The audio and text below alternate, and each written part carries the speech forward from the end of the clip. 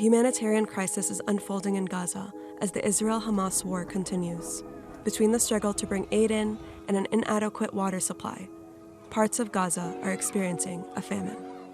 ABC News takes a look at key developments in the aid and hunger crisis. On October 7, 2023, Hamas launches a surprise terrorist attack in southern Israel, and Israel responds by declaring war against Hamas the day after. But though Israel didn't start this war, Israel will finish it.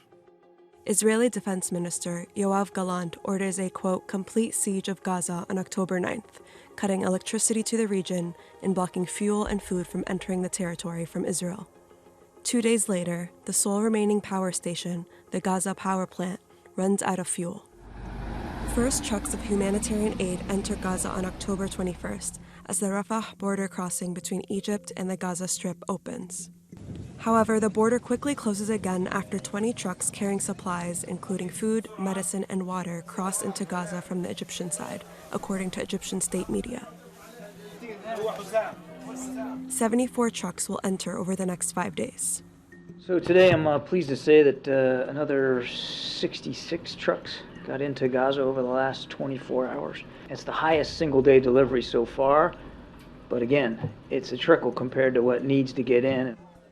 Philippe Lazzarini, Commissioner General of UNRWA, United Nations Relief and Works Agency, tells Al Jazeera that 70% of people have no access to clean water in southern Gaza, where most of the population has fled to a month since war was declared.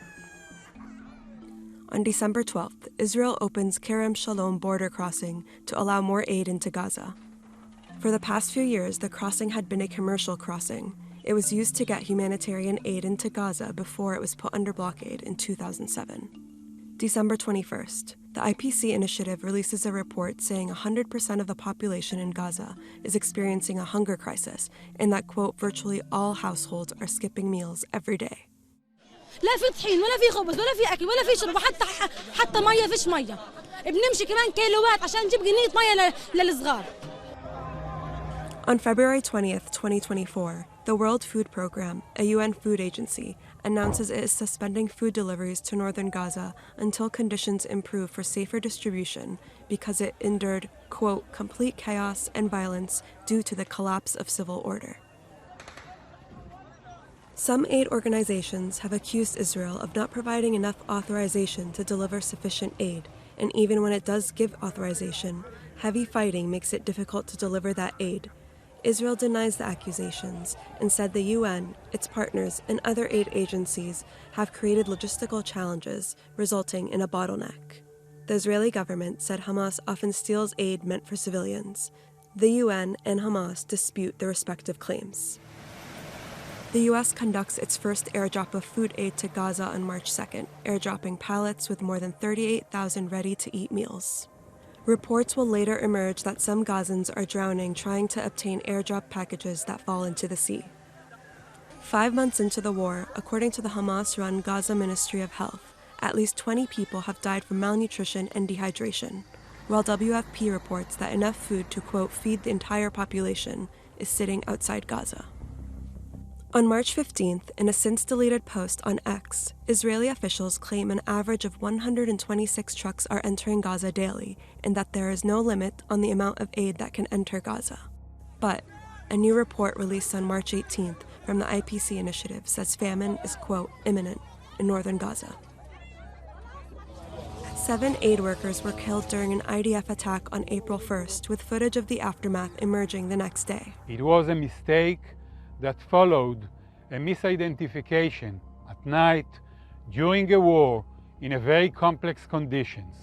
It shouldn't have happened. The organization says it plans to pause its operations in the region, and several charities announced they are pulling out of Gaza. April 5th, Israel agrees to allow more aid into Gaza amid new pressure from the U.S. 468 aid trucks enter Gaza on April 9th, according to Israeli officials, the highest number in a single day since the war began. The following day, on April 10th, U.S. Agency for International Development Administrator Samantha Power testified on Capitol Hill that it is, quote, credible to assess that famine is occurring in parts of Gaza. As communities barrel toward famine As cholera and measles spread, as violence continues to claim countless lives, the world has largely remained silent. And that must change, and it has to change now.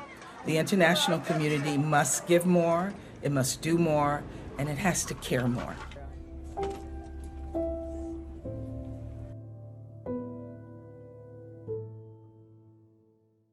Abu Dhabi is advancing its agenda for a greener future, with an ideal climate to support some of the world's largest solar projects and a grid that's almost completely powered by clean energy. Abu Dhabi is helping fast forward the UAE's sustainable mission. Unlike the Senate's blank check, the House legislation has a number of very important features. It provides for greater accountability over Ukraine aid. It forces an endgame strategy for the Ukraine war.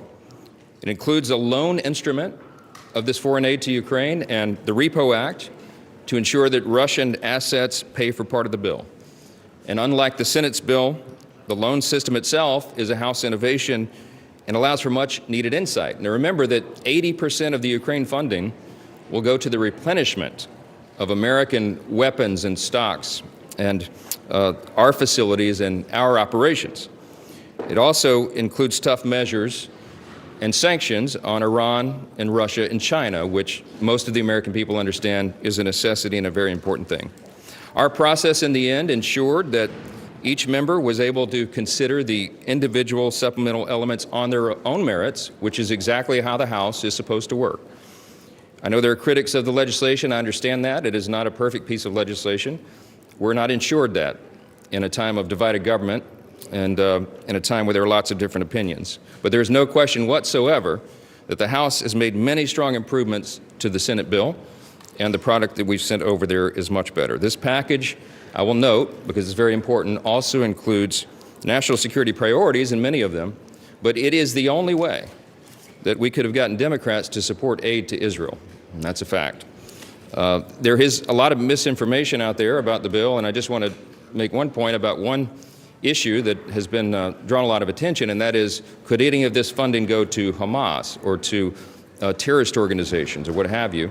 And we put safeguards in the legislation to ensure that UNRWA is not funded, the UN agency that included terrorists who participated in the October 7th attack on Israel. We've also have language that prevents it from going, any of the funding going to Hamas or any other bad actors. That's a very important element of oversight. Congress takes the oversight very seriously, and we will continue to keep an eye on every dollar that we are using and investing at this time. I've said it very simply. I'll say it once again. It's an old military adage, but we would rather send bullets to the conflict over